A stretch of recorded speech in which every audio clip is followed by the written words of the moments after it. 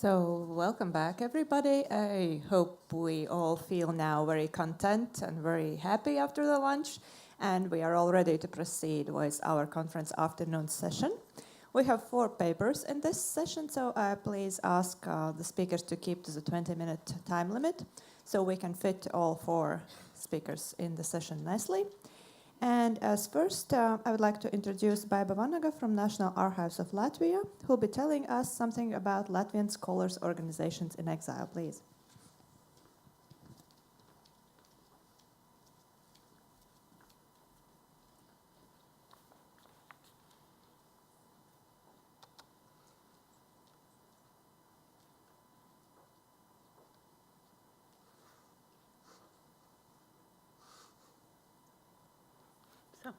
Good afternoon. I shall begin with a brief reference to myself. I am an art historian, and 1 year ago I started to work at the Latvian State Archive, which is a division of the National Archives of Latvia. And I work as an expert at the Personal Funds and Foreign Documents department. The department works with documents related to distinguished people in Latvia and abroad, as well as with documents from émigré Latvian organizations. We collect, describe, and popularize them. Before that time, émigré Latvian organizations and individuals were not my research interests. Today's topic was encouraged by 2 things.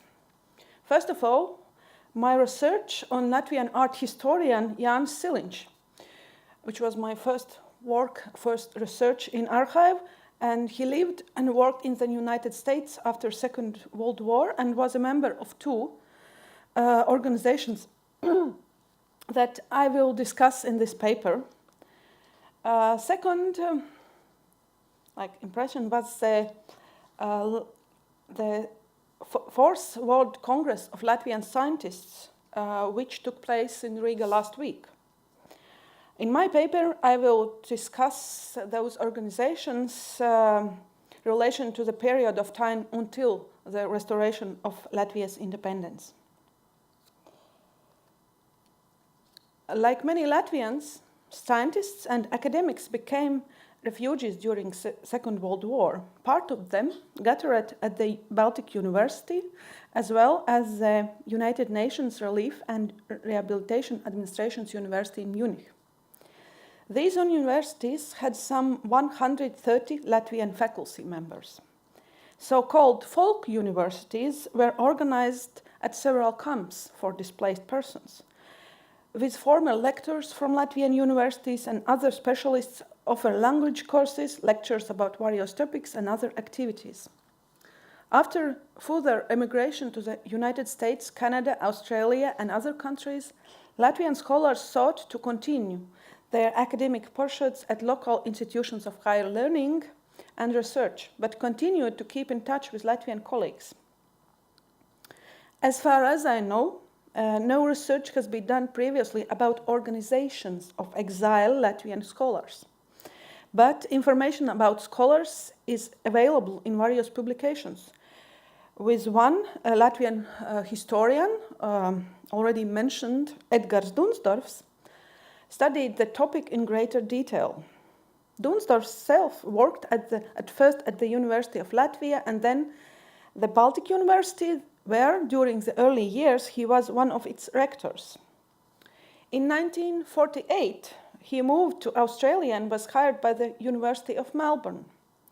In 1949, Dunsdorf organized an assistance fund for Latvian academics, inviting former colleagues from European countries, the United States, Canada, Australia, Argentina, and Venezuela to take part. The fund provided financial support, food packages, and other types of assistance to unemployed faculty members from the University of Latvia, the Jelgava Agricultural Academy, and the Baltic University, what was being dismantled at the time. By organizing this support system for his former colleagues, Dunsdorf assembled a large list of contacts which in later years would help him to conduct research into émigré university students and scholars who were of Latvian origin.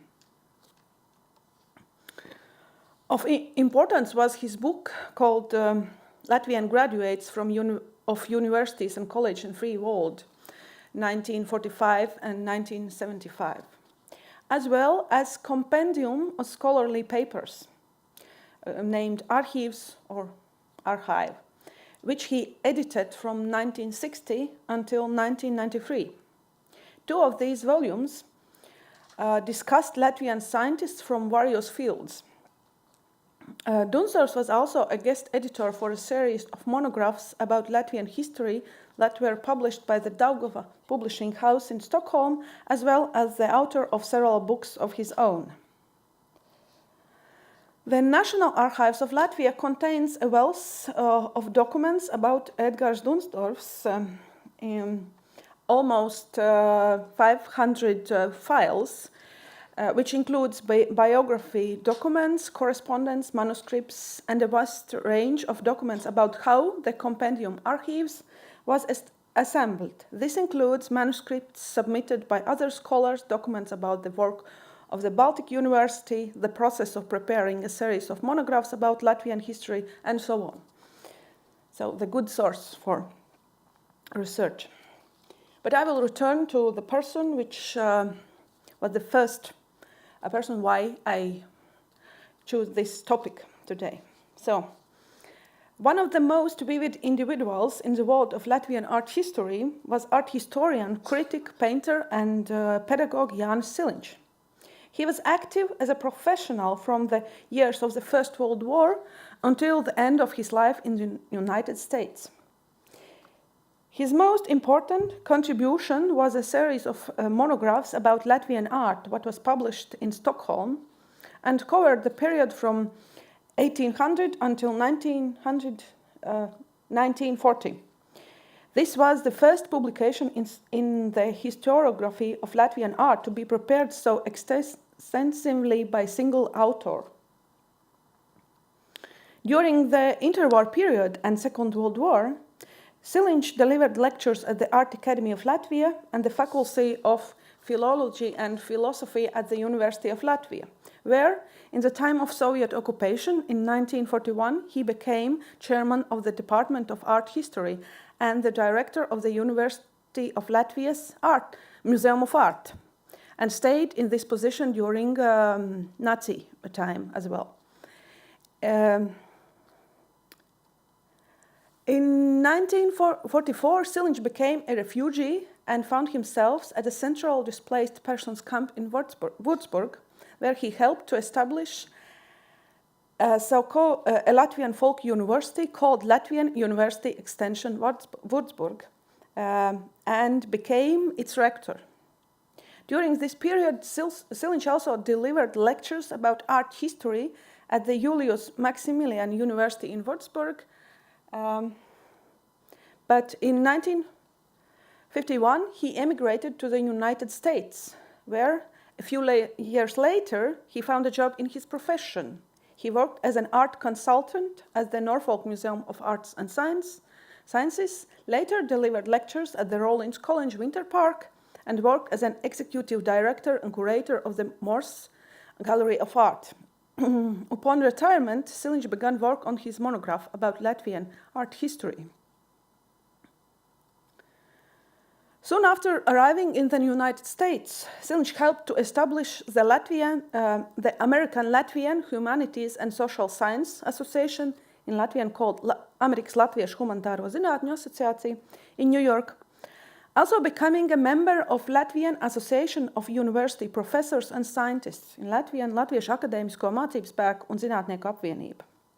For that reason, his personal archive contains not just biographical and professional documents about the man himself, but also documents about both organizations as well as others. Siliņš documents were stored by the Latvian Study Center near the Western Michigan University in Kalamazoo, Michigan. The center was opened in the 60s, and over the course of time, it assembled a vast library, collection of archival documents, and collection of art. In 1996, It was closed down, distributing the library and archival materials among various institutions in the United States and Latvia.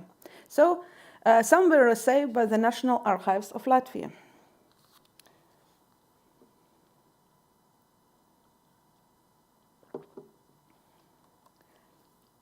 So the first organization, which he was one of establishers. American Latvian Humanities and Social Sciences Association. I have never found any study or even broader articles about the history of the American Latvian Humanities and Social Sciences Association. For that reason, all information about this organization has been obtained from emigre publications and a few documents stored in archives, which offer fairly fragmentary ideas about its operations. The comparable name and the people who are involved in it suggest that the history of the association began in early 1948, when the first Exile Latvian Historians Conference was held in Pinneberg. The delegates then established the Latvian Humanities and Social Sciences Association. But the American Latvian Humanities and Social Sciences Association was established in 1955 in New York, with Jānis Siliņš being elected as the first chairman of the organization. Siliņš was the editor of all 3 compendiums of scholarly articles published by the association in 1957, 1963, and 1980. And you can see some. Almost all of those articles included there by quite prominent Latvian scientists or previous university professors. So they were really scientists at the time.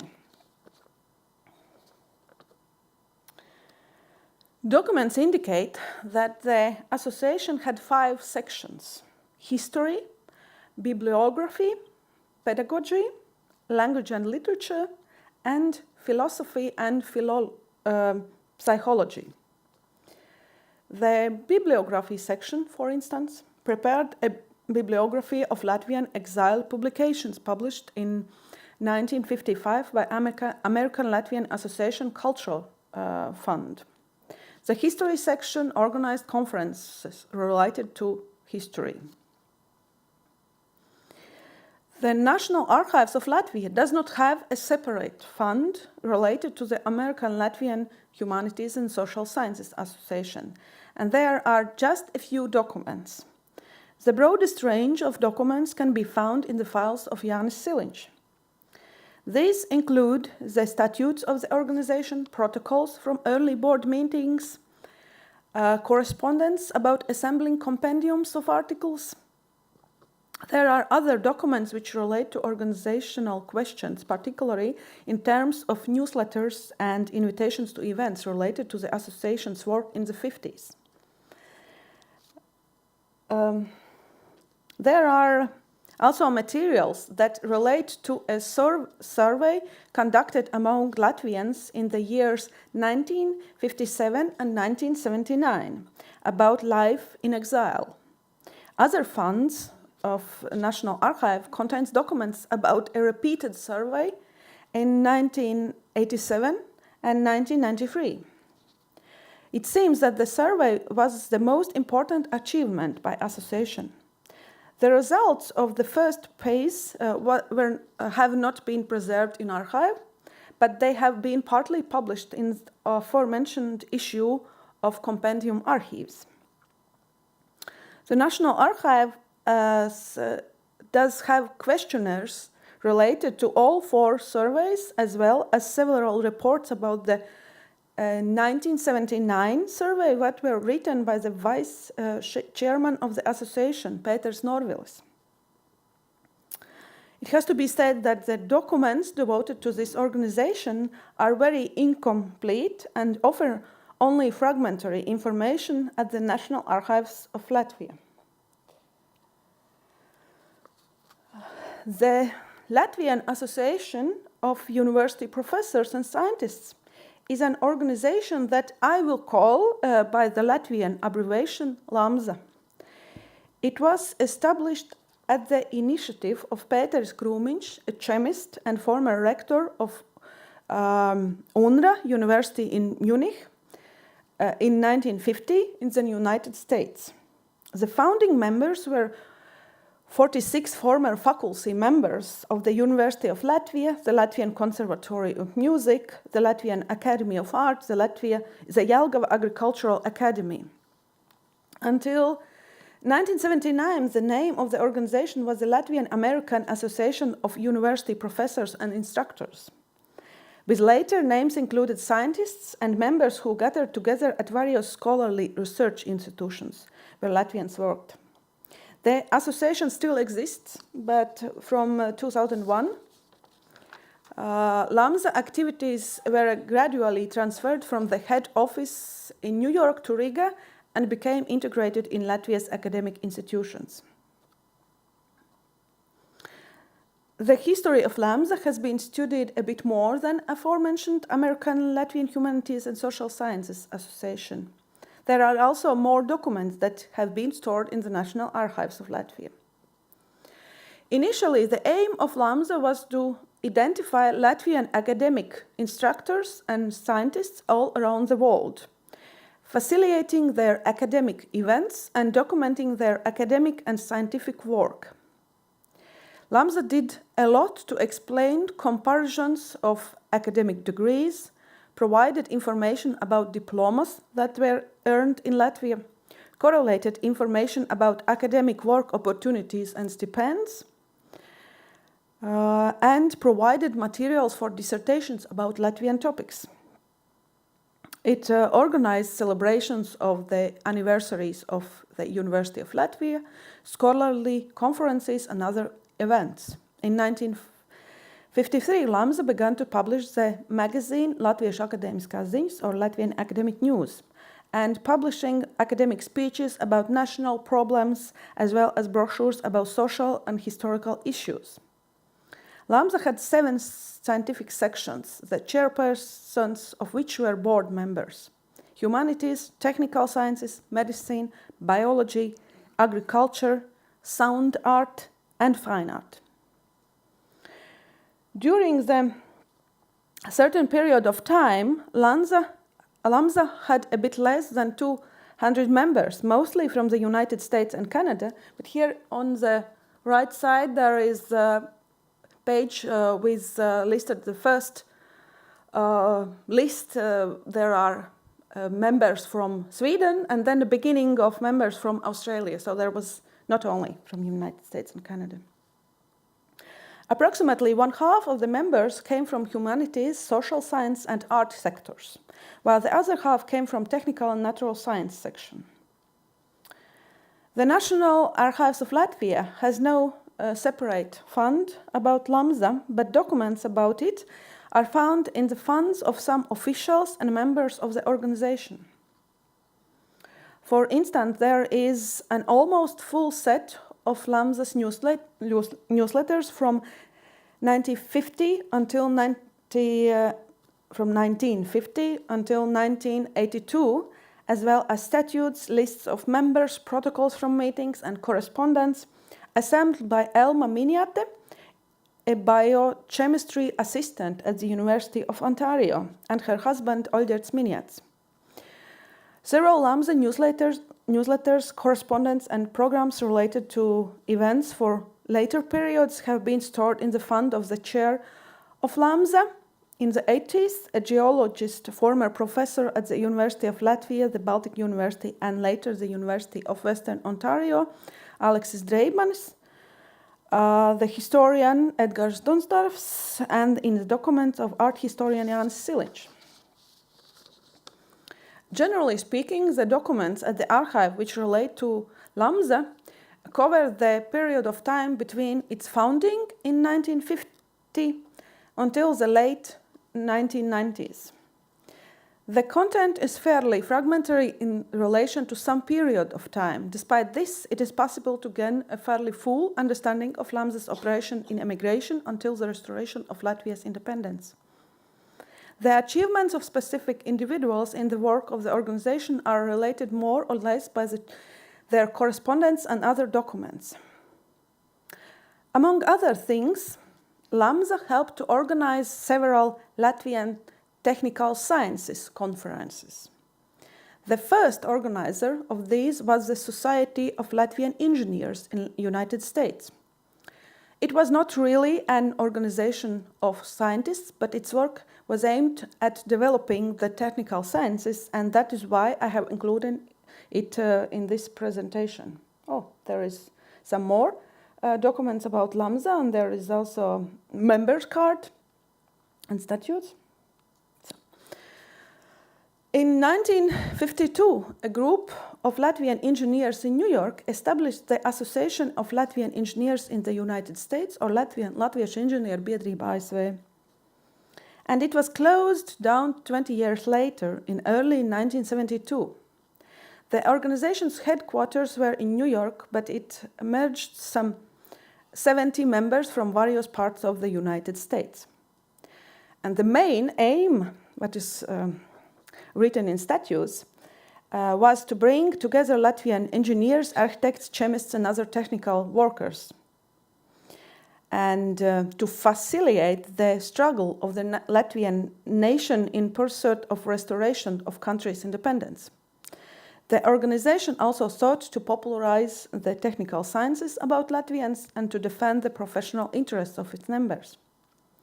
Soon after its establishment, the association became active in terms of organizing regular presentations of papers 4 to 6 times a year, bringing together members and other people from New York and its environs who were interested in technical sciences.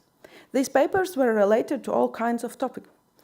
In March 1965, for instance, Andris Padaks, who received a doctorate in electronics from the Carnegie Technological Institute and worked for IBM, delivered a paper on the topic of new developments in digital computers. In October 1969, engineer Alfreds Kūlītis, who directed the power plant design division of the Stone and Webster Engineering Corporation in New York, delivered a paper on electronic power plants. There were also events of papers that were organized together with other Latvian organizations, as well as excursions. For example, to the Edison Energy Control Center in Manhattan and the Indian Point nuclear power plant. In 1956, the organization established a scholarship fund to help technical science students. The scholarship had to be repaid, but they supported engineer students throughout the free world. 2 or 3 scholarships were awarded each year. In 1965, the Association of Latvian Engineers in the United States partnered with the Association of Latvian Engineers Abroad, the Latvian Association of Architects, and LAMSA to organize the first Latvian Congress of Technical Sciences, which was held during the World Fair in New York. The conference and exhibition included not just engineers, but also architects, agronomists, astronomers, physicians, and mathematics who delivered papers and exhibited their project designs, photographs of buildings and equipment, as well as articles and published books. The Congress also involved an exhibition of Latvian fine art. The 8th Latvian Technical Sciences Congress was held in Toronto in 1988, and the periodical says that the Congress of 1991 was in Riga. The National Archives of Latvia has a separate fund from the Association of Latvian Engineers in the United States, so it only contains 5 files. Still, the documents in those files offer a fairly thorough look at the association's work. Among them are the statutes of the organization, instructions about the scholarship fund, protocols from the general meetings, most of the newsletters issued in 60s, protocols from several meetings of the organizing committee of the first Latvian Technical Sciences Congress, information about papers delivered in the organization's events, as well as correspondence. These documents speak to the association activities and officials, also offering information about a few rank and file members and about newly admitted members. Other materials from the Latvian Technical Sciences Congresses are found in other funds, such as of the journalist and social worker Rudolfs Pauls Norītis, who lived in Canada, as well as so-called Unified Fund about emigre Latvian organizations. The National Archives of Latvia also has a fund from the Association from the Advancement of Baltic Studies, which was established in 1968. The documents relate to the office that the organization briefly had in Riga after restoration of Latvia's independence. But the fund has not been described and is not available to readers. Some other funds have documents about the early years of the organization's work. These are found in the fund of historian Edgars Dunsdorfs, historian Adolfs Schild, as well in the Unified Fund about emigre Latvian organizations. In conclusion, I will note that the funds that I have described today are by no means all of those which contains documents related to Latvian organizations of scholars. As in a case with many other documents about emigre Latvian organizations, these documents are spread throughout various funds because the specific organizations do not have their own fund. And the documents came to the archive from various sources. Thank you.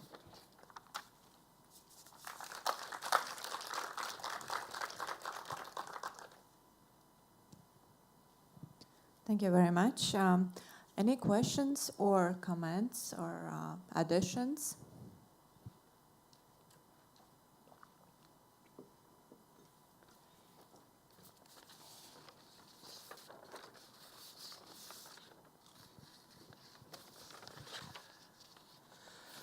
I am very delighted to see that you had a paper or a document from this Baltic Research Institute in your presentation. I talked about this institute on Tuesday. My question is concerning Mr. Dunsdorfs. When I understood it correctly, he was at Latvian University during Soviet and Nazi occupation. It was the same with Edgar Sturms I talked about on Tuesday, and I wonder if you have any idea how this was possible to stay under Soviet occupation and to stay under Nazi occupation on the same academical position without being removed, executed, or something like that. So, thank you for the question. I haven't researched biography of Edgars Dunsdorfs, but I researched biography of Jānis Siliņš, and he as well worked in Art Academy and University of Latvia during the independent time, during Soviet occupation, and during Nazis occupation. And I have looked also a biography of artists who worked in Art Academy, that it is interesting, but in the year which were in Soviet time, in this year they, cleaned the academic staff a lot of, also Siliņš lost his job in Art Academy for a year in Soviet period and got it back in Nazis period. But the interesting thing with his biography is that he got the position of chair of the Department of Art History in Soviet year and kept it and also in Nazis time. But when I'm looking how it happened, for example, in Art Academy, it looks that that Soviets were much more took care about cleaning their stuff than Nazis. A lot of professors got their jobs back after Soviets left Riga. So that's mostly that it was like they were getting back something, and probably the problem of Jānis Siliņš, why he lost his job in Soviet time in Art Academy, he was philosopher also as well, and psychology, and he was teaching aesthetics. So officially was written that he lost his job because this is not actual subjects what he is giving.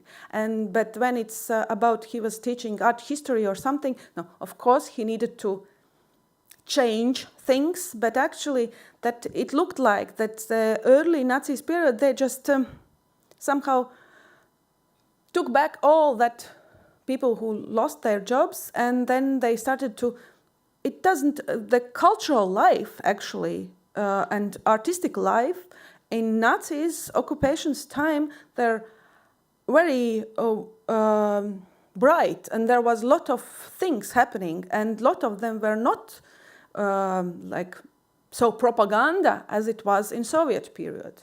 So, but I don't know exactly how it happened with others, and the only case which I have looked through in University of Latvia was Silinch case. So I can't answer about others how it happened, but in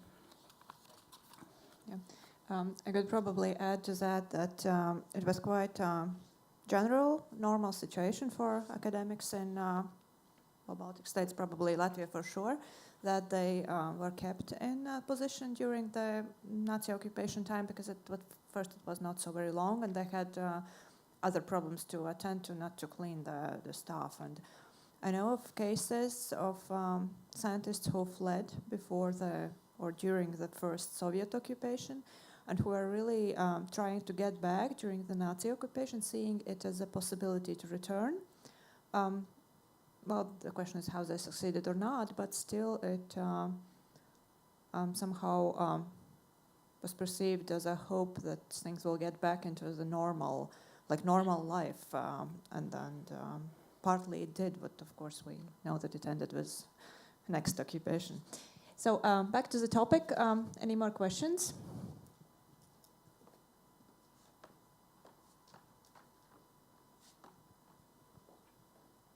Just a brief question. At the Hoover Institute Archives, I came across the folder of the Baltic Student Federation in 1950s. So is there any reference in the Latvian sources on this? unfortunately I can't answer because I haven't looked, but maybe you can send me email and remind what you are interested in, and then I will look. Okay, any more questions, additions? Okay, probably no. Thank you very much. And so we move on to intriguing topic, at least for me as a researcher, called Digitized Land Records in New South Wales, an Untapped Source for Migrant History, a paper by Terry Koss.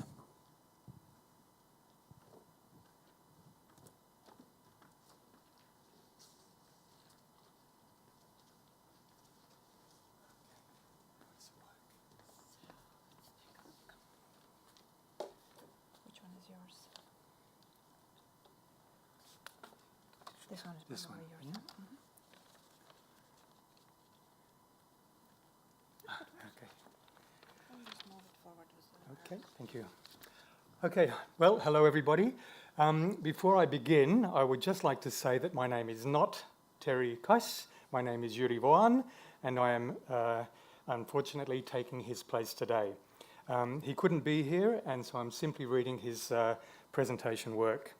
That also means, luckily for me perhaps, maybe not so lucky for you, I won't be able to take any questions because the material is his and not mine. Okay, now to Terry's work. Now I am sort of Terry. The title is Digitized Land Records in New South Wales, Australia, an Untapped Source for Migrant History. Now this is what Terry has said that I have to say to you. First, I wish to thank Yuri, which is me, for reading my paper. I am unable to attend the conference, much to my regret, since it clashes with the major academic history conference in Australia, organised by the Australian Historical Association in Canberra. Okay, so let's start. The first slide is this one. Okay, now again, this is Terry, not me. We see a man and a woman standing on a piece of bare ground with houses in the background. What does this mean? How is it relevant to this presentation? The answer is, it's my father, Heino Kas, and his wife Linda, both Estonian migrants to Australia.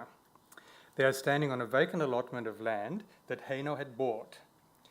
What might surprise you is that this purchase occurred less than 2 years after they both landed on Australian soil as displaced persons. Within a short time, my father, that is Terry's father, was building a house, an easy task since he was a carpenter. The loan to buy the land and build the house was paid off within 8 years, which of course is amazing. It's a fantastic achievement. Slide number 2. Okay. He was not alone in buying land and becoming a home owner in Australia. Many other migrants had the same experience. The street on which I grew up had people who had migrated from Latvia, Russia, Hungary, Poland, Scotland, as well as Estonia. A high rate of home ownership was a feature of new lands or colonies settled by English-speaking people. The United States, Canada, New Zealand, and Australia all have a high rate of home ownership. All received numerous refugees after the Second World War also.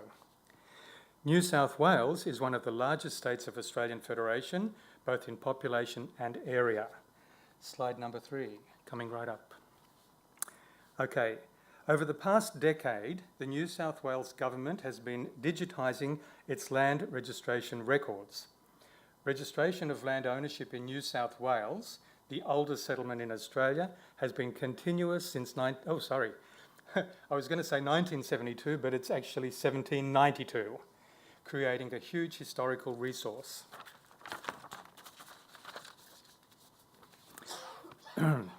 Under New South Wales law, land ownership had to be registered as a legal protection to secure ownership of the land. A strong legal system that guarantees individual rights, including the right to own property, is a fundamental element of Australian democracy. Those land records, extending to about 1980, are now available online at no cost to all who have access via the internet. Digitisation of these records has now captured over 32.5 million documents. Since so many migrants purchase property, these records are of interest to anyone researching New South Wales migrants. Records relating to individual migrants can be located since the records are accessible by name indexes. There are 2 types of land registration in every Australian state. The first is Torrens title. The second is registration by deed, known in New South Wales as old system title. My presentation only deals with the state of New South Wales. Am I speaking too quickly? Am I all right? Okay. The first title of the registration I deal with is a Torrens title. Torrens title was invented in South Australia, where it came into operation in 1858. New South Wales commenced using Torrens title in 1863. It's one of the simplest and most efficient forms of land registration. Apart from Australia, it's used in many other countries, such as New Zealand, Canada, Thailand, Singapore, and Israel. Torrens title operates by registration on the title and not by the drafting of an individual deed or each transaction by a lawyer. As an example of researching a Baltic migrant, I will search for the title of Arvids Zvirbulis. He was the neighbour living next door to the house in which I grew up. He was also a displaced person, having arrived from Latvia. To search for him, I need to go to the website of New South Wales Land Registry Services, www.nswlrs.com.au. Slide 4. Okay. This screen also gives access to digitised user manuals and information sheets. So I'm not sure how clear that is for you. It's just an example. Okay, slide 5. To start searching for Arvid Zvirbulis, you must start on the main screen. You must select Historical Land Records Viewer. So I think that arrow is pointing to it. Okay. Slide number 6. On the next screen, where to look? It's where, This is historical land records viewer. yeah, so we're on. I want. Jumped ahead. Okay. All right. On the next screen, where to look must also select Historical Land Records Viewer again. You have to do it again, apparently. Slide 7. The Historical Lands Records Viewer provides many options. To find the index entry for Arvid Svirbolis, you must select Torrens Purchases Index 1863 to 1971. I will move on. Number 8. Then on Attribute. I haven't got my glasses, so I can't see if that's pointing to the right place. It's at the top, apparently. You select surname initial and type in the letter Z and click the Get Results. Number 9. A large number of possible digitized indexes are then available. Each index covers a range of years and can be viewed by clicking on each and reviewing the entries arranged alphabetically. After selecting and searching a number of date ranges, the date range 1 July 1952 to June 1954 finds an entry for Arvid Svirbolis. Number 10. Okay. This enlargement shows the entry for Arvid Svirbolis and his wife Zlata Svirbolis. The numbers 6291165 means Certificate of Title Volume 6291, Folio 165. Next slide. To see that title document, you should then use the Historical Lands Records Viewer screen by selecting Old Form Torrens Register. For Attribute, select volume, and type in 6291165 and click Get Results. Okay, next slide. A copy of that title then appears on the screen. Note that it also has a plan showing the shape, area and location of the land. So I'm not sure if this is the right one. It's Just one slide out. I'm getting all this. He's numbered the slides. You're talking about the next slide. There we go. Yes. Okay. Okay. I'll read this one again. A copy of that title then appears on the screen. Note that it also has a plan showing the shape, area, and location of the land. So that's that. So, am I going to get the right slide? Here is the first page of their certificate of title. Okay. Moving on. Number 14, but this is number 15. Arvid Svirbolis and his wife Zlata Svirbolis were not the first to hold that land. A notation on the certificate of title recorded their purchase in May 1954. Here is an enlargement of that notation. So this is from 1954. Okay.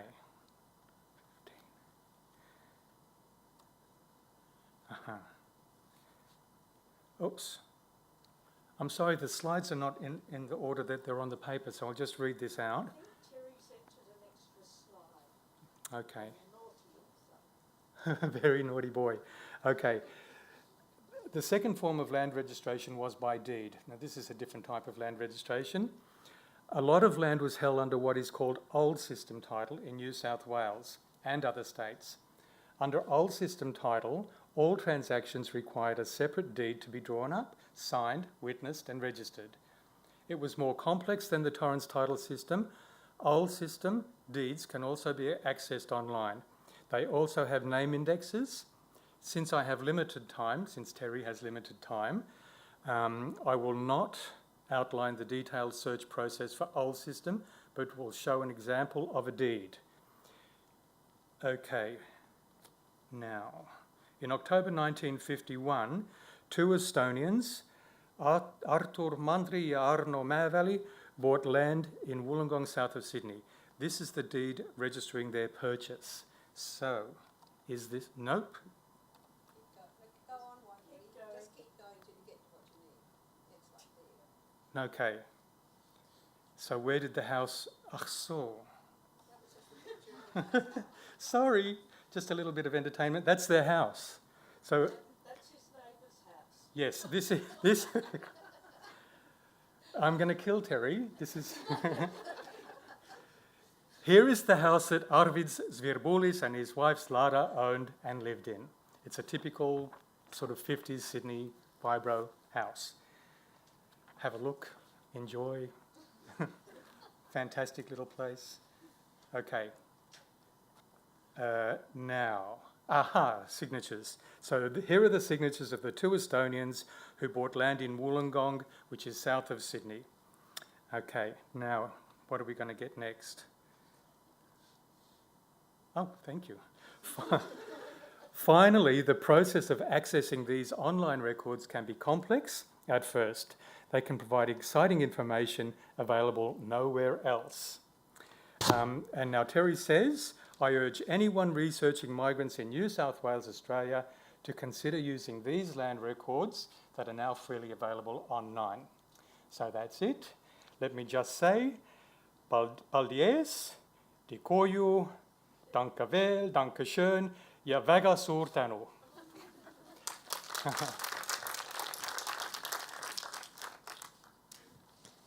Thank you very much for reading the paper, and thank you very much to Terry for preparing it. And we are moving on to our next presentation by Ivi Tomingas. A picture is worth 1,000 words. Does it really? Audiovisual heritage in the film archives of the Estonian National Archives. Please.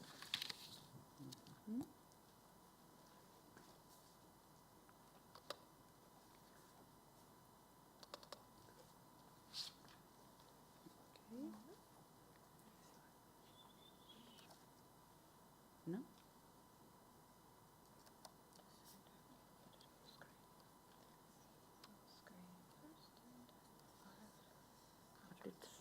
Oh, okay. Thank you. Dear all, oh, it's better. We have heard for some days already very interesting reports on different topics, and I want to add just some very practical issues of audiovisual archiving. First of all, I want to thank all the institutions and persons who has trusted our archive to preserve their most valuable audiovisual material. The first brave ones were Elmo Luuk from Canada and Kalju Lepik from Sweden, who donated their film collections already in early 1990s. So a quick overview. Starting with sound recordings. Unfortunately, I don't know much about sound recordings. So if you have some questions, luckily I have my colleague Paavo Annus here who will answer your questions probably. But here you can see the collection, the biggest collection, what we have, and how many titles we have. And I must say all what you can see here are already digitized. If you talk some interesting object, then you heard already Maia told that from Estonian archives in Australia we have found some very unique grammars. Then maybe I must point out that from sound collection of Swedish Estonian Society for 2 years ago we found the last speech of our president, last public speech of our president Konstantin Päts in June 1914. And it was quite a big surprise to all historians in Estonia. So you can see that we can think that we know already all the materials, but still we can find some nice surprises as well. Then talking about moving image, film and video, we have some big collection of NO from Sweden, and NO has donated some of his video collection also to Estonian broadcast, because in this 1980s and the beginning of 1990s, Estonian television has problem with beta cassettes, and they didn't have the material what NO did have while he was watching Estonian television. He also recorded some interesting chronicles. Then also some 2 years ago we got from Vemu a nice video and film collection. Thanks to Piret and our filmmakers, it is one rare collection because author is a professional cameraman. Usually, if we talk about film and video, all are amateur films, let's say so. And here you can see also letter D. It means it's digitized or partly digitized mostly. And if we talk, what can we see? If there are private collection, of course, we can see family events, wedding, birthday parties, children, but also how they participate in social events like song festival, some summer camps, and so on. Photos. Photos, if we talk about audiovisual material, they are not actually audiovisual material, but as they are all together in our archive, it's for me easiest to talk. So photos are good material because sometimes there are a lot of information on backside already written to compare to films, for example, or so on. And we have heard about Salasoo's archive, and we have quite a big photo collection, and I must say it was a very good idea. You know, Hugo Salasoo has lots of friends, let's say, all over the Estonian society who sent him photos. So I should say this collection is very interesting source for researcher, because you can see almost all over the world what Estonians did in different societies. And not only that, for us, for example, it was very nice to find a photo of Estonian famous filmmaker Theodor Lutz, who lived in Brazil, and in Estonia we don't have a lot of his photos, and from this collection suddenly film historians find his photo. So such nice connections. And of course, this Eesti Päevaleht in Stockholm, it's a very good collection as well, because you have lots of information.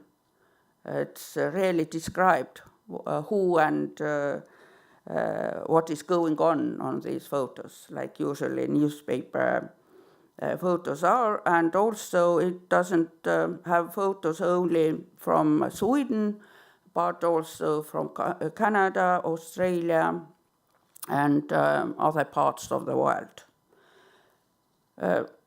I should mention that Kelvet's collection is the only one what we have photos about Estonian in Russia. But as you know, the Literary Museum and Estonian National Museum has plenty of these collections. So, but I just wanted to point it out. Now, audiovisual collections are interesting and attractive resources of history, but they are complicated as well. In other words, we can call them also as machine-readable documents. We need technology to see or hear them, the information, as I already mentioned, except photos. And today we prefer digitalization as the first step towards to see or hear the material. And in our archive, we are capable to digitize 8mm film, 16 and 35mm film only on viewing copy standard, but luckily Estonian National Archive will buy a proper scanner, I hope in autumn already. Then we are better quality, of course. Video has more formats, and for us, it's complicated American and Canadian formats. For example, I mentioned this Vary collection, and some 15, 20 cassettes are not digitized because of purely technical reasons. And photos are a little bit easy ones, and we have scanners and cameras for them. And sound recordings also, we can digitize cassettes and magnetic tapes, and some grammar plates also. And almost all collections are mentioned here are digitized thanks to Compatriots program. And usually the public access is demanded in this project. And our database is FIS for sound recordings and films, and Fortis for photos are suitable for it. So usually we are good partners in this case. And usually in this project, the cooperation in the description field is mentioned between the owners of material and archive, but in reality, I should say, case is closed after digitalization. Usually no further cooperation anymore because, or I don't know, but at least it seems to me that digitalization is the most important act. If you have digitized, then it's no problem. You can put it in website, you can look it, and you can think that now I already jumped in to conclusions, okay. How it happens, I wonder. Yes, but lõpetasin. Oh. Just make an arrow back. No, okay, let it be, yeah. Let it be. So I want to give some, let's say, negative example. As I mentioned, we have over 3,000 photos from Swedish society. They got money from Compatriots program, digitized all the photos, and we have put them all in our database. But we find out that 400 photos are without any description. And if we talked about to Jüri Karl Seim, he thought maybe we must make for them another database in our database so they can use them for descriptions. Also, we have actually an opportunity in our database to let us know if you have find something or is something wrong or whatever. Then time goes and he finds out that there are quite good software who can recognize people or identify people. But the problem is, to my mind, that first of all, we must teach the technology and to give some data to say this is Anna Lepp or Jüri Sepp. Because, you know, famous and important people are known already, but we concern about, we worry about these what we call ordinary people. And I think all these teachers or scout masters or handicraft masters is deserved to be remembered by their names, because they have done so much for keeping Estonia alive for so many years. And so the society where they have acted knows their members the best, I think so. Because, you know, we have not very many information still gathered about these activities. If I give an example, for example, I have worked in film archive over 30 years. I know people, I know my colleagues, nowadays colleagues and previous colleagues, and I understand what they are doing if I look at the picture. And if I have some 300 photos to describe, it's easy for me. But if I give all these photos to you, Maie, for example, do you think is it easy to describe them? No. And that's why I encourage you. Also, I understand you are doing a great job with all your volunteers and looking all the photos and trying to find out who are there. And I want to say, please do it, continue your work. But not only photos. Maybe you can have a look at our FIS database and look some films as well, which are digitized and accessible. And maybe you can find some familiar faces. So we can carry on. And as you all have shown your volunteer people who are dealing with descriptions in and other work, I also started to think how many people in our archive. We have 25 people together, and 5 of them are archivists, but we are not dealing only with the descriptions.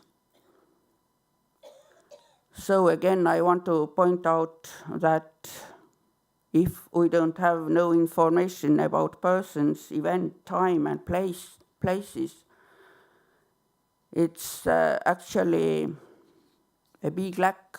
The picture itself doesn't speak so much if we don't know who are there and what they are doing. And for example, some positive examples. As I am dealing and describing just now this photo collection from Australia, we have such a workflow that archivist first describes it, then the collection goes to the conservators, and then to for the digitalization. And I had described some photos, and already next day, our people came to me and said, oh, somebody ordered, some history teacher ordered already these photos. Where are they? But luckily, you can see in a database who are describing the photos. So they came to me, and I already had to give this photo away. Also, it was not seen yet, you know, it was only description in database, not the photo itself. It means that, again, the description is very, very important. It's almost at least as important as the digitalization. But somehow we are not, we forgot it, yes. And yes, as I said already, a cooperation should be a little bit better. I think if we do all together these compatriots programs. And of course, one big problem is that databases are only Estonian. And I really think we should think about translating them. It's definitely broader access to all our material. So you may say, or look, that they are not very big worries, but still, as I said, it's kind of look of practical archiving. So again, I think we have 3 stages. First of all, digitalization, but then description. Maybe I should write it 3 times, description, description, description, and translation. And just to give an example,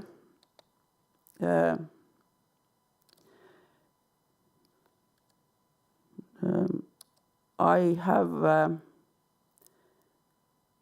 some minutes of this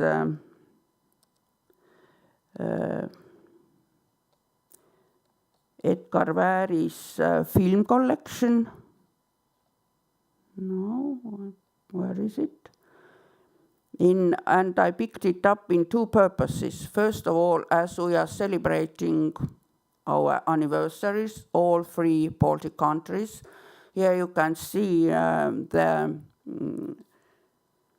Baltic demonstration in the year 1991, but also you can see some people here, and we don't know who are they. Okay.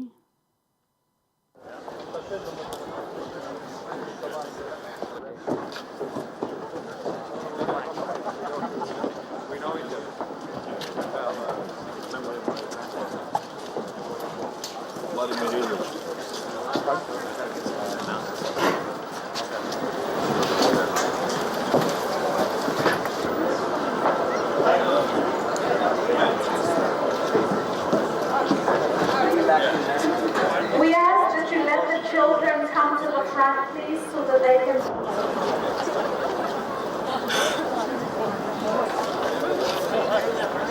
Hello, my name is Eric Bloom.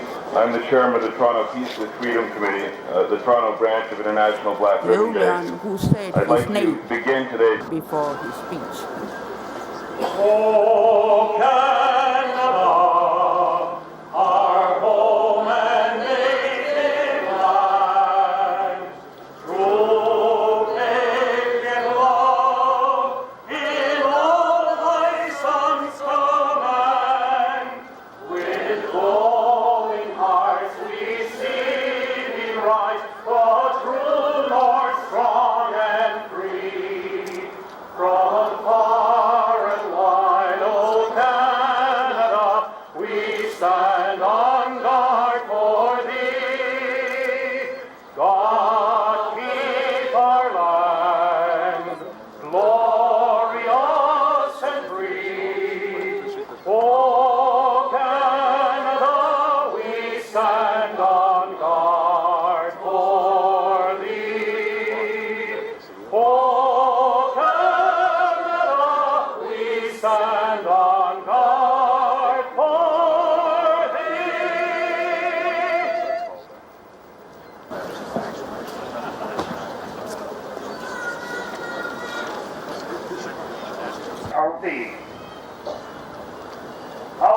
history is the theater of your self-disclosure, and nature is your handiwork. We are a joined family of the three nations of the world. We are also assembled here to appeal to all nations of the free world to heed the SOS cries for help, to understand that the threat of red tyranny has not passed away. It is only a shift, a Leninist strategy. It is a zigzag maneuver. The goal remains the same, the ultimate conquest of the world. The enemy believes that this is written in the stars. Heavenly Father, on this occasion, we may wish to unburden our subconscious mind and ease our conscience by a humble and public confession. I'm sure I'm speaking for a large segment of the Western Christian world. Dear Lord, you like a humble and contrite heart. We confess to you, Lord, of all the nations, creeds, races, and that we, as a part of the Western civilization, are collectively responsible for the genesis of this red monster of Frankenstein, Marxist communism. We, the Christian West, have deviated from the way, the truth, and the life as shown to the world by Jesus. This red beast that's come into being. You spoke to mankind through the lips of the Blessed Virgin Mary. Forgive us our hardness of hearts. Forgive us our intellectual pride and our deviation from your holy command. To have with us today the Honorable Patrick Boyer, PCMP for Etobicoke Lakeshore, Parliamentary Secretary for External Affairs, Mr. Jesse Fliss, MP from Ward 1, Councillor O'Donoghue from Ward 3, Mr. Alpachevichus, President of the Lithuanian Canadian Community, Reverend Father Sharpnitskus, Ms. Marosha Yena of the Canadian Friends of Ruch, Mr. Chen Lakin, leader from his motion that was passed in the House of Commons this week and on his recent meeting with the Soviet ambassador. Before we do that, though, I could ask the people at the front to lower the signs a bit. Apparently they're absorbing all the sound and the people at the back can't hear a thing. So the Council, office, distinguished platform guests, my colleagues from the federal, provincial, and municipal governments, ladies and gentlemen, on February the 24th, the people of Lithuania spoke in an almost unanimous but certainly a clear majority voice that they want nothing more than a reborn, independent, democratic Lithuania. Ladies and gentlemen,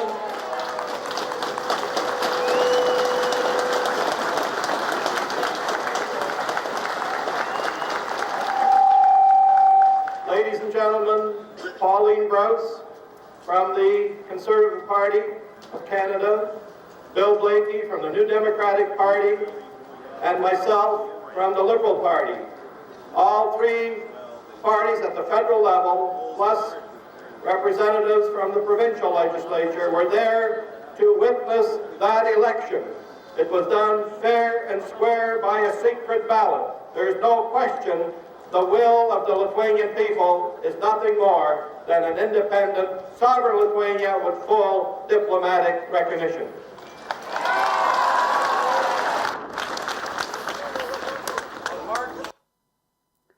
So it's altogether over 30 minutes.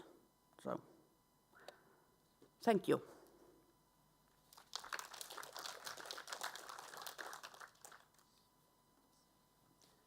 Thank you very much for this insight in visual media. Yeah, I see the comment already.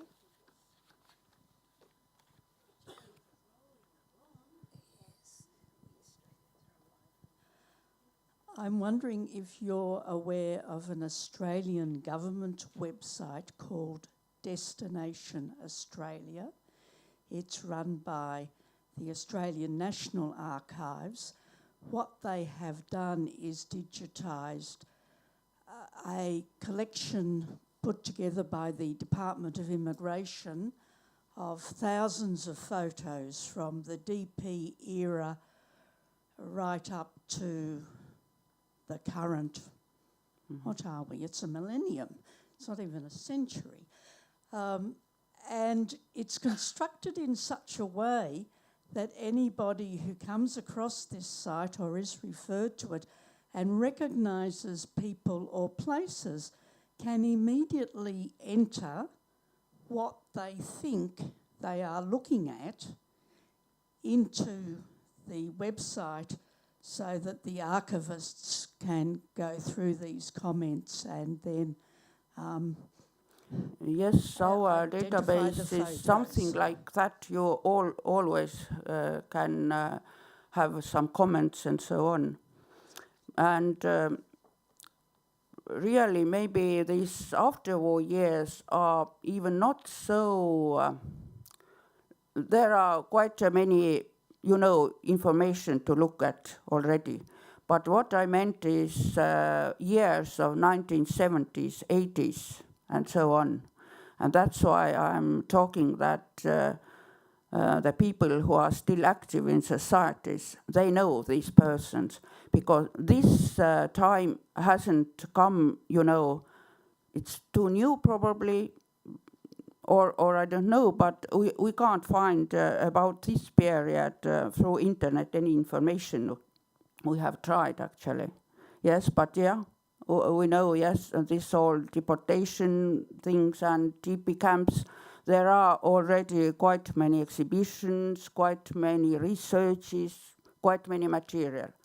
But yes, this newer time, more problematic it seems to be. Evie, do you have advice for people like us on how do you go about finding out? I mean, I bring in grandmothers and sometimes put up pictures of the people doing, but where do you start with a collection that has no description?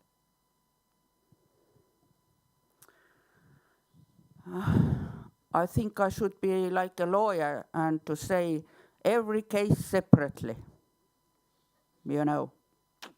And sometimes I'm ashamed to say if I got a photo and on backside is written my family and that's it, really, it's very hard to start somewhere.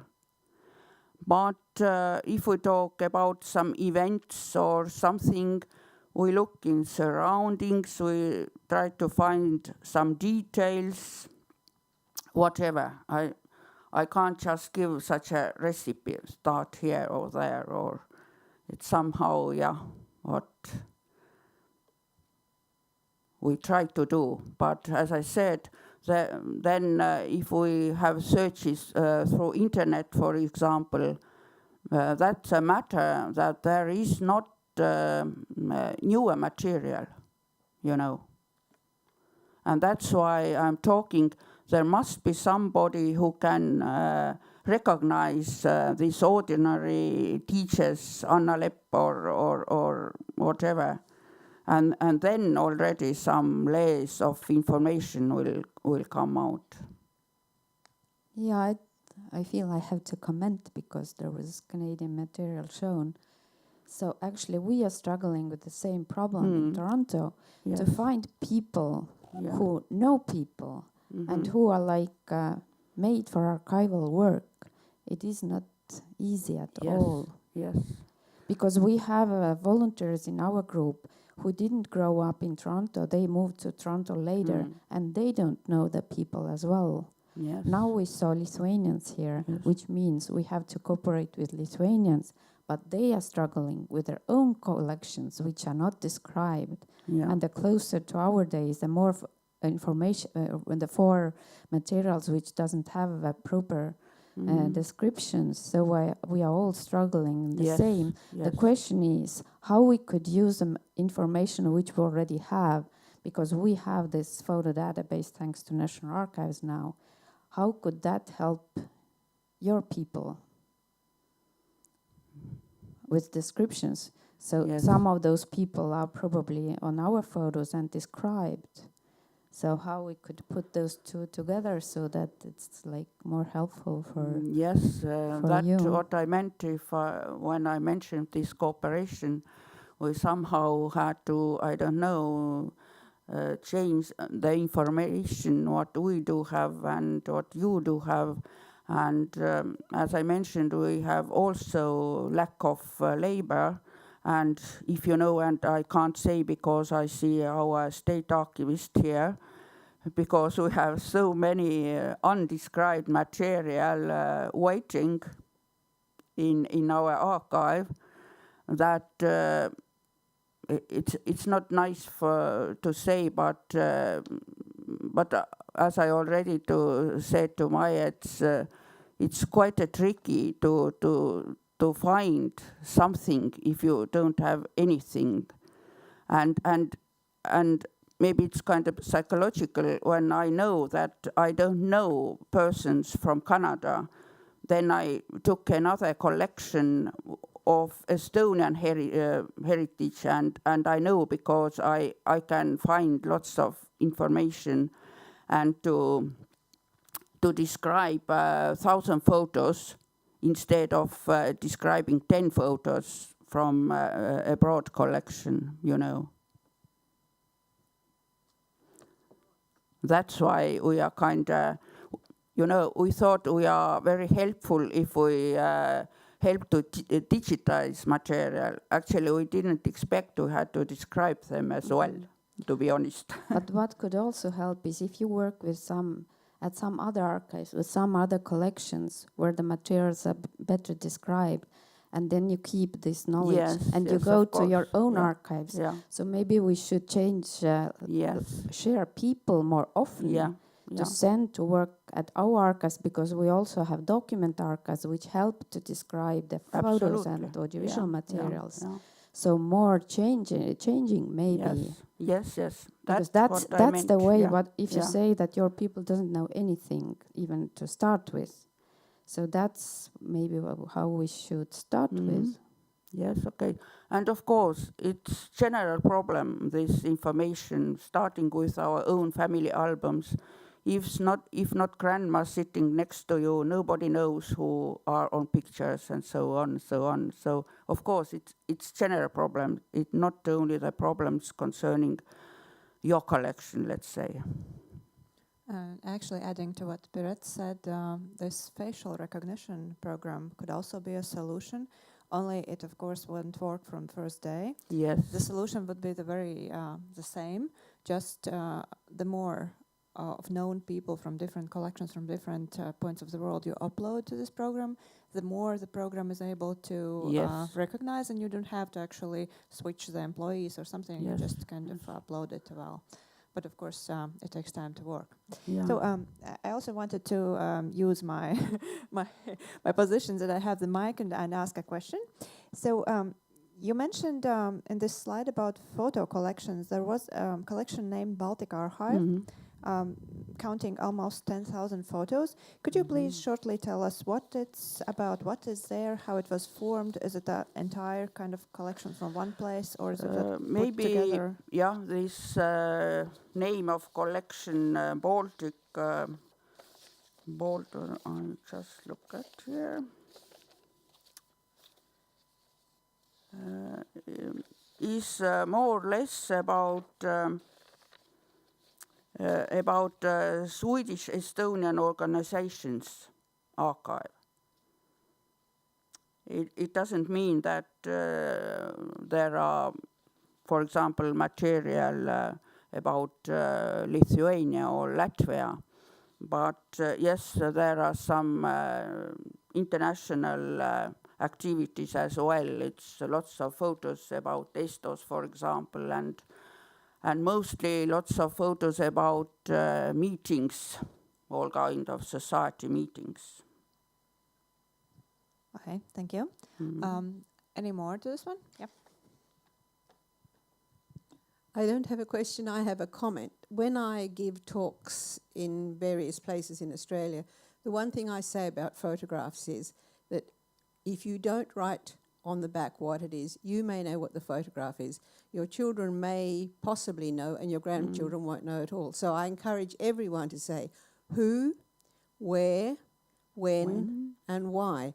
And would you believe we are just about starting to see some photographs coming into the archive that have got who, when, where, and why. So I think that those of us who work in the field, when we go out and talk to people, we should keep pointing out the futility of an unlabelled photograph, even within their own family. But I must say, the first photographs that come in with description make your heart sing. Yeah, okay, good. Okay, thank you very much. We have to move on to our fourth presentation. Yes, so our fourth presentation, called Our Entire Story, How We Tell It, and will be presented to us by Mihaela Snopkova. Hello everyone, I hope you're not too tired. Last presentation today. In the meantime, I put up the presentation. I would like to thank the organizers that I could be here today. Unfortunately, only today, because of work program. I couldn't participate in the whole conference, but I have been peeking on the online live, stream. So I have heard a few of the kind of bits of some of your presentations, and with every bribe I was more and more excited to come. Don't put it yet, please. Mingil ajal meie kodupõllud It will take 2 more seconds, and we will be ready. Good. This is working. Well, as was said, my name is Mihaela, and I'm working for the Estonian Institute of Historical Memory. But today I came to talk to you about our oral history project called Kogume lugu. A few words about the Estonian Institute of Historical Memory. It was established in 1998 here in Estonia in order to investigate the history of 20th century. In parallel to that, in 2008, a similar institution called Unitas Foundation was founded. And why I'm mentioning it is because last year those two organizations dealing basically with the same topic merged. And the meeting point is that the project of Kogume lugu, I'm going to talk about in a second, got under the umbrella of the Estonian Institute of Historical Memory like this. In 2 words, the Historical Memory Institute is dealing primarily with research, with educational programs and projects, with seminars, but at the moment we have this big project at hand of establishing worldwide known center of research of communist crimes and museum of those in Tallinn in the former prison of Patarei. At the registration table, I left some leaflets about that project, so if you're interested, I would highly welcome you to have a look. And during the day, we can talk also about it. But today we are not talking about Patarei. We're going to talk about Kogume lugu, which, for those who don't speak Estonian, we would translate the project, the name, as Collect Our Story, or Our Entire Story. The reason why there are 2 names in English is the kind of small word play which we have created in Estonian. This initiative started in 2013 at the occasion of commemoration of the deportation, of the June deportation from 1941. And the idea was only on that particular day to stand on the Freedom Square in Tallinn and to talk to people and collect their stories. What happened was that during the day we collected more than 500 stories and contacts, which are till today somewhere in our shelves, and we are slowly taking out from them and making the videos with people. We have also the honor to have one of our interviewees, or actually two of our interviewees, participating in this conference and sitting among us. In a nutshell, we are talking about the 20th century.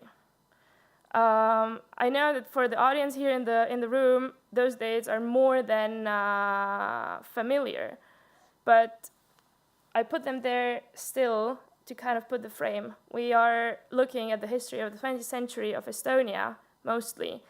Not only of Estonia as a land, but mainly of the people. Either of people who stayed in Estonia and suffered under the regime, of the people who were deported and suffered through it, or the people who were forced to flee. And by occasion, this year, we also got a few interviews of people who were actually forced to come to Estonia, some Russian-speaking population. And those are also part of the whole story we're talking about. To show you a kind of clearer picture what I'm talking about when I say the interviews, we collect the interviews in a form of video, usually 2 cameras, 2 microphones. It would be usually the interviewee against interviewer. And the videos would happen, or the interviews would happen in a kind of very natural way. It wouldn't be some sort of journalist question, answer. It would be more of a kind of natural description of the life, or the kind of arc of life, when the interviewer would ask specific questions, which he or she would get from the kind of pre-first contact and pre-interview. Out of those long interviews, what we do, we take the whole file, which is usually 1 to, let's say, 4 hours long, and we cut short clips. Those short clips would be 5 to 15 minutes. And I will talk a little bit later about what we do with those clips. But for the moment, we will watch a short kind of introductory video, which has been put together from a few of those stories. Oh, sorry, clumsy me.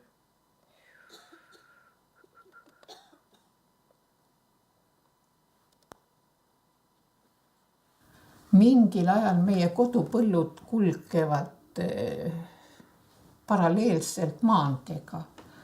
Ja korraga siis mu vennad hakkasid laulma, kui ma kallist Isamaa ja Jumalaga jätsin seda laulu.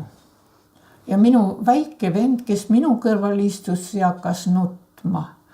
Kas siis sellest liigutuspisaratest või hirmust, ma ei tea.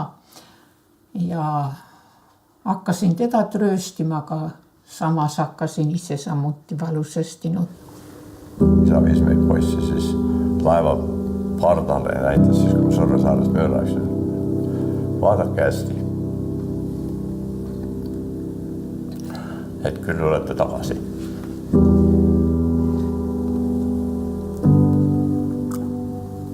Aga kunas see juhtub, seda ei tea. Et võib-olla 2 aastat, võib-olla 20.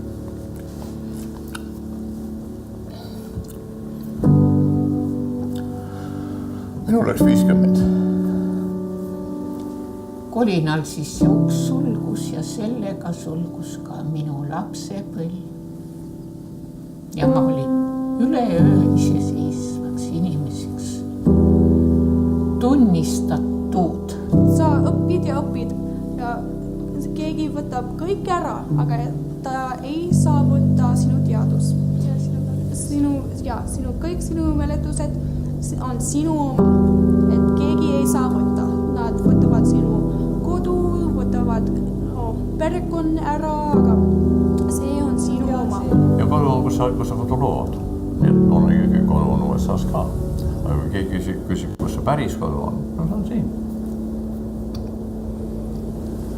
Aga me õppisime, kui me olime nagu 2 aasta vana ja siis me olime eestlased ja ameeriklased ka ja siis me saatsime teada, et mis see on, mis see keel üldsegi on. Lihtsalt ei ole sõnad, aga on kultuur, on inimesed, on see vaim Eestist ja see on väga tähtis. 17-aastase tüdruku põgenemine metsatööd. Andesta neile. Oo Jumal, andesta neile. Orb üksinda Siberi taigas on põgenemas pakasel ööl. Kuu paistab kõrguses ülal ja valgustab rändaja teed.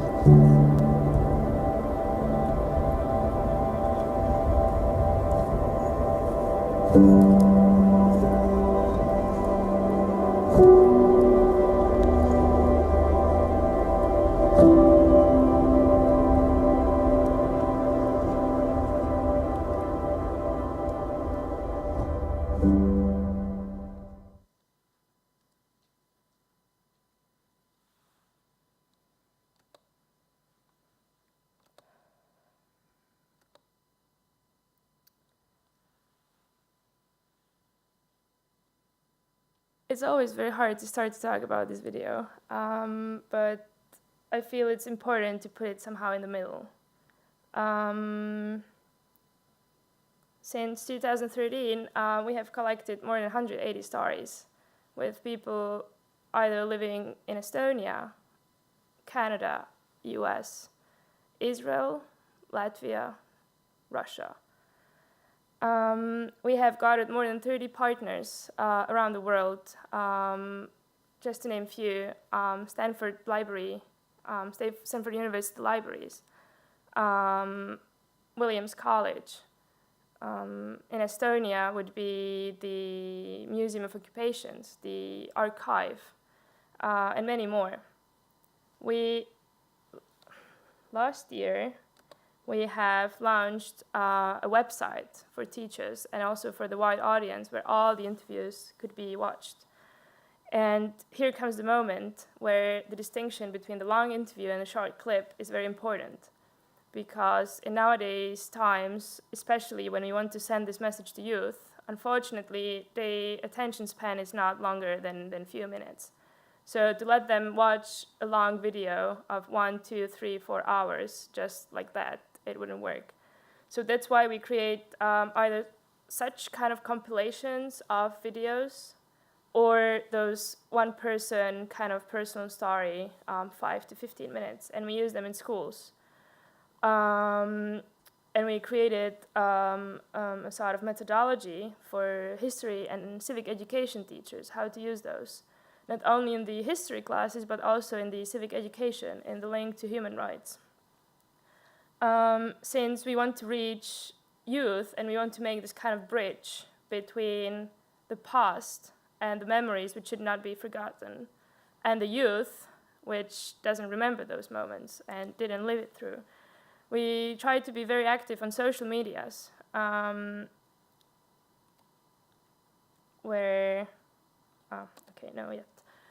try to be very active at social medias to kind of reach the youth.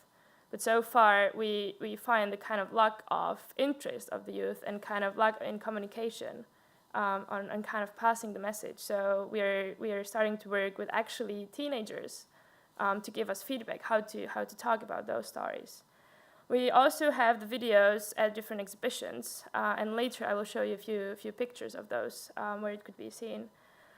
We also conduct research about those, and we have very good colleagues at the Tartu University who are working in close cooperation with us in order how to make the interviews, how to use them, but also they use the information coming from those interviews in their research. And last but not least, we are trying to spread this information and those memories. Also, on occasion on various remembrance days. The last one, just 2 weeks ago, was the June Deportation Commemoration Day. So if you were in Estonia and by accident or with purpose you opened up a radio or television, you might have seen or heard some of those stories. I've already mentioned the website. And it's very easy. It's kogumelugu.ee. The trick comes that the website is available in 3 languages: Estonian, English, and Russian. And we constantly work on making all the information available in those 3 languages because we believe it's also through this kind of language transparency we will reach as large audience as possible. When it comes to the videos, only the short clips, those 5 to 15 minutes, are with subtitles, always in all 3 languages, and the interviews and the videos are done also in all 3 languages. So you can find a speaker speaking either Estonian, English, or Russian. But for the short clips, you would always have the subtitles in the 2 remaining languages.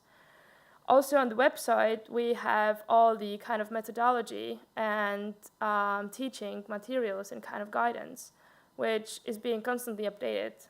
At the moment, the website is not very user-friendly, and that's why in the end of July, we would add many new features and to make the archive much more logical and much easier to look through and find the exact kind of, if you're looking for June deportation or DP camps, you could just very simply type in and it would offer you all the videos which are connected to the topic.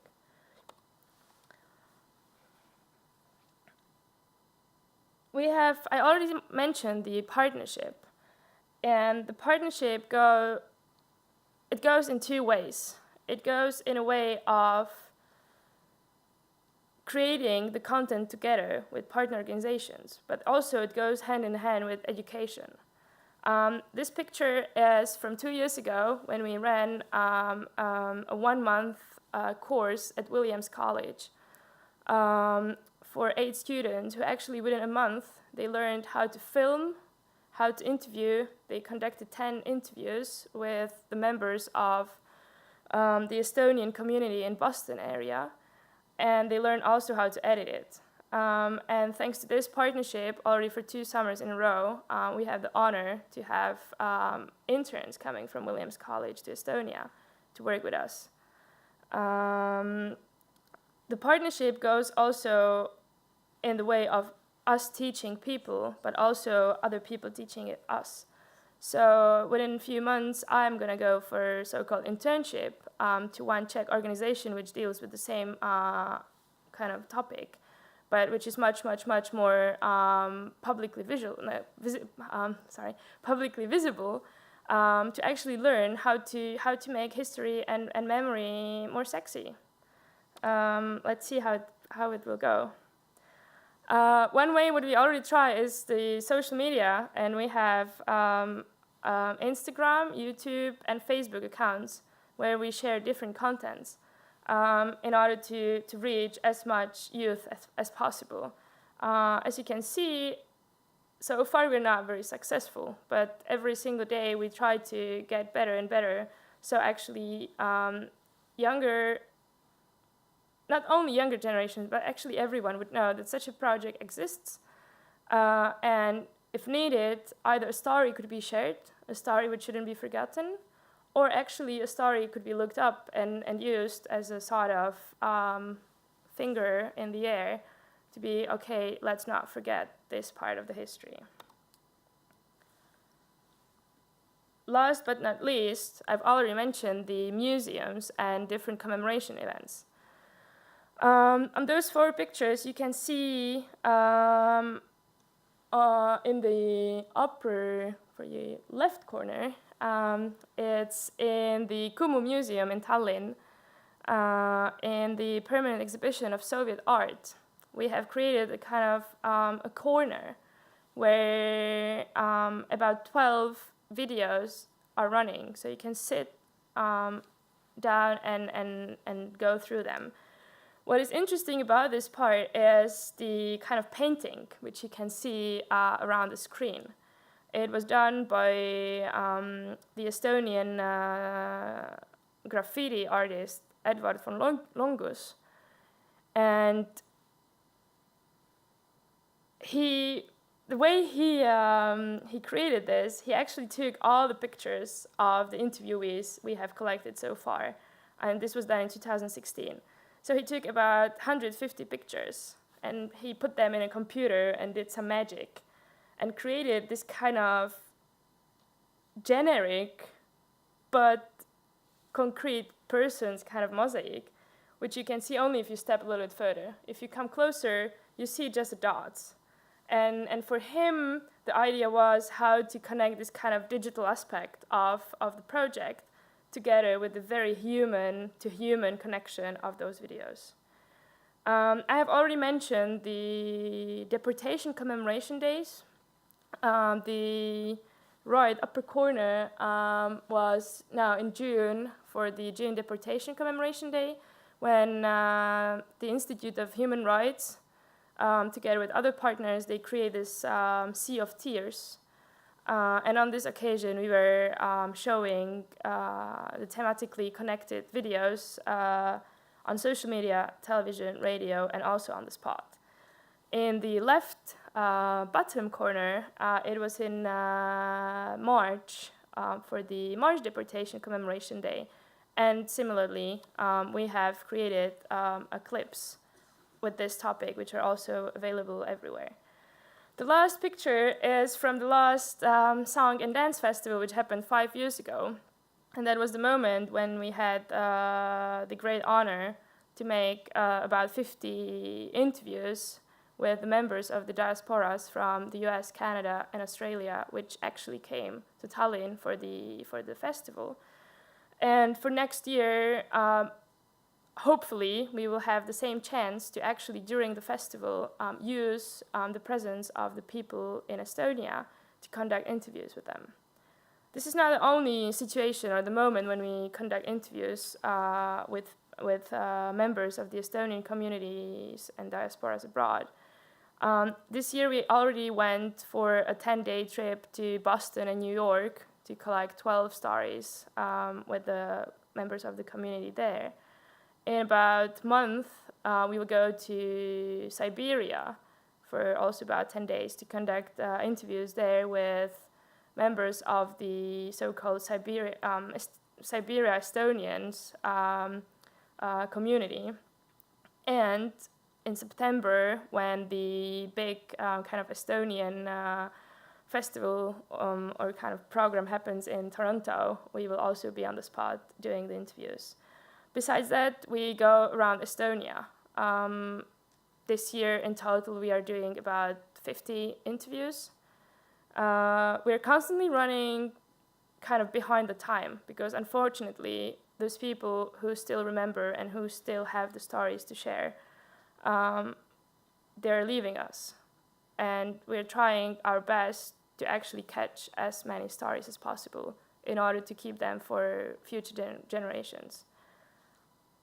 This is, of course, very financially costly. So this is another reason why sometimes I hear those kind of arguments, oh, you have only 180 stories. Yes, because we try to make them kind of high quality digitally, also with professional cameras, and we look more for quality than quantity. Of course, we could also do it the other way around, but somehow the decision and the kind of brand has started like this.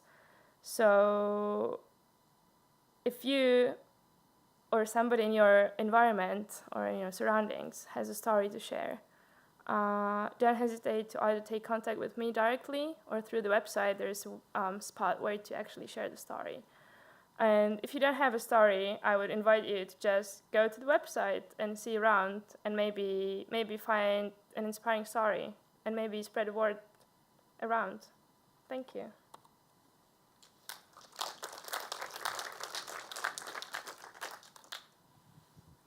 Thank you very much.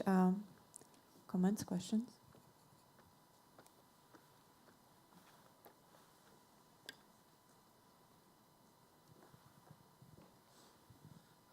Three questions, very, very, very short. Number I will one, know them down. Wait. Number one, do researchers have access to the long versions of the interviews? Number two, do you have written transcripts of the interviews? Number three, are you planning to go to Germany as well and other European countries where Estonians live? Very good questions, thank you. The website has all the videos, all the materials. So you can find the full-length interviews, as well as the short clips. And here, sometimes when you would look for a particular person, you would see that there's the one long interview and then few short clips. Because sometimes the story is so powerful that only one clip would be too little to make. So sometimes we make two. Also, we already have few interviewees with whom we made but we made the interview twice. Just because the first time our colleagues a few years back, they figured out some details. And actually later on we realized that there's another corner, which is actually very exciting. So we went again and did the interview again. But both versions are also available on the website. Second question, no, there are no transcripts. But in order to navigate through the enormous sea of data, we analyze this, every long and short interview, we analyze them. We analyze them in a way that, first of all, we have created a sort of keywords table or kind of tree according to the high school, primary and high school history program. So what we basically did, we took the big topics and the kind of subsections and took keywords for each of them. And we constantly update this in order how we analyze those videos. Because the people who analyze videos are with kind of history background, they are historians. So no transcripts, but the way the whole website and the videos are coded and analyzed allows pretty easily to find directly the thing you're looking for.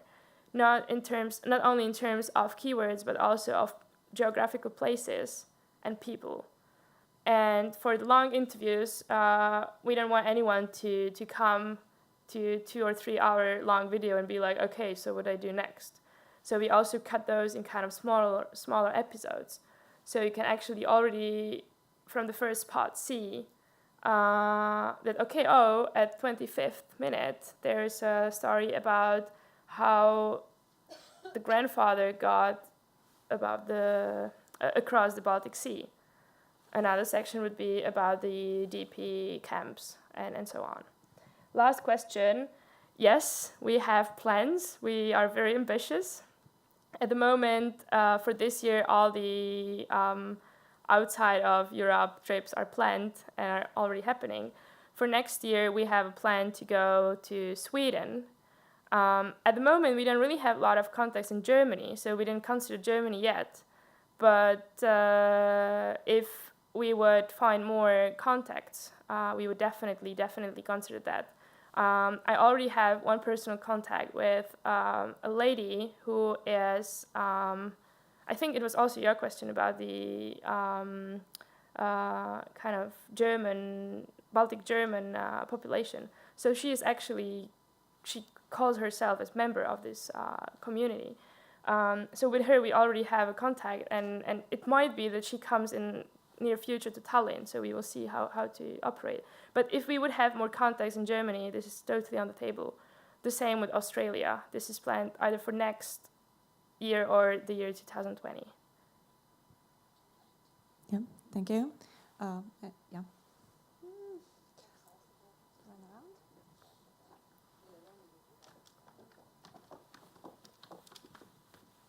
Yeah, in the meantime, I heard a comment here, which is very, very, very correct one, that if we wait 2 years, there might not be people with whom make the interviews anymore, which is the constant problem we're facing. And the reason why we have to wait is, unfortunately, money, because money comes always as only first place. So this is unfortunately the reason. Maybe you said this already and I wasn't listening, but do you have any of the short clips on YouTube? Yes, we do. You do? Okay. Yes, good. all of them. And a lot of people would be able to... Yes. At the moment, we have them all on YouTube, always. YouTube doesn't allow you to upload more than one track of subtitles. So it gets a bit tricky when we want to have kind of all 3 languages present, but everything is online, and at the moment we're working on how to make it visually same and how to navigate around with communication so actually people can find what exactly the channel offers. And what would you look under on YouTube? Can you please repeat it? What would you look under on YouTube? What's the key word if you try to use YouTube? It would be still the same, Kogume lugu, and you find under this name you find the channel. Thank you. Thank you for your question. Yes, one more short question and we have to finish. Thank you for a very interesting presentation. Ayasako, a literary scholar, is my name. I wanted to ask a short question. How many people are actually doing the interviews and who are this we? And the other one is a little more like a comment. I find it totally okay to make those short videos. I think you don't need to apologize for that you are making them. And maybe there is actually no need to, I don't know, underestimate the youth. I think they're coming with your project and they will listen the stories if they have this first contact with that. So. Yeah. Well, thank you for both the question and the comment. The answer to the question is that the whole team, which is behind this, it's about 25 people. This sounds a lot, but it's because it also includes all the camera, sound, people, and all the technicians who actually come only for a very short period of time to actually put the clips together. They're not working with us constantly. The core team would be seven people. Out of which 4 of us are conducting the interviews, where 3 conduct them in Estonian, English, and 1 conducts them in Estonian, English, and Russian. About the comment, yes, youth is coming, and actually the whole team we are under 30. We have few people who are just recently turned 30 or 31, but so in that sense, I mean, we already are the youth, but we already feel too old when we go to high schools and try to talk to those teenagers that actually look 20th century. It wasn't nice, and we should remember it. Luckily enough, and this is the way what we are trying to look for. And why we put so much effort into those videos is that actually they create emotion. And maybe they don't give over that much of historical facts. But it feels like almost you talk with that person, and that it's your grandmother or grandfather who actually tells you how it was in Siberia, how it was on the boat, how it was in the forest where whatever army was coming. How it was not to have food. And those are usually through those emotions, and then we work we work around it. We're seeing okay, so why it was so? Why the book says the kind of dry data, and why this person remembers it differently. And through this kind of discussion and taking them together and encouraging them to talk to their own family, we try to make it go under the skin. But it's it's not a process which would happen overnight. And we work both with the students directly, but also with the teachers on how they themselves, who have the direct contact with the youth, can use it and can pass this message on. Thank you again for this very nice presentation of a very important project. Thank you. Thank you. And thank you everyone for participating in this panel. And yes, Spirit wants to say something. Some practical matters. We'd like to take a group photo, so please, no one, don't leave the room. The photographer would come here, and we have to be here before the screen, so that's the best lighted spot in the hall. So please start gathering here. And after we are done with the photo, we quite right away we have to go to the bus, which brings us to the Estonian Literary Museum, and they are waiting with their program. So be quick, don't get lost. And tomorrow, we needed you. Tomorrow we are going to start at 10 o'clock because we lost one more person who's not coming, and we will start at 10 tomorrow. Not 9:30, but 10 o'clock.